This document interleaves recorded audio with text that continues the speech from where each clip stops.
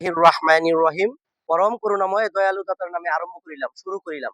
করুণাময়ের কাছ থেকে করুণা ভিক্ষা করে জুম্মা মোবারক সকলের প্রতি জানাচ্ছি। এবং আজকে যেটা উপস্থাপনা করবো সেটা হলো শবে বরাত। এই শবে বরাত রজনীতে আমরা দীর্ঘদিন যাবৎ সকল উম্মতি মুহাম্মদীরই আল্লাহ সুবহানাহু ওয়া তাআলার রহমত বরকত তালাশ করি। এবং কোরআনে মাজিদের মধ্যে আল্লাহ সুবহানাহু ওয়া তাআলা নাজিল করেছেন শবে কদর নামে যে সূরা, ও আমরা এই রজনীতে শবে কদরকে তালাশ করব। আজকে শুভ রাতের নামাজটাও আমরা সকলেই আদায় করার জন্য চেষ্টা করিব। সামনে যে শবে কদরের রজনী আসতেছে রমজান মাসে, উহা আমরা যেন সকলেই ইবাদতের ন্যায় আমল করতে পারি। ওই শবে কদর নামাজেও রজনীতে বলছে সশস্ত্র মাস, মানে হাজার বছরের চাইতে উত্তম নেকি প্রদান করিবে আল্লাহ পাক।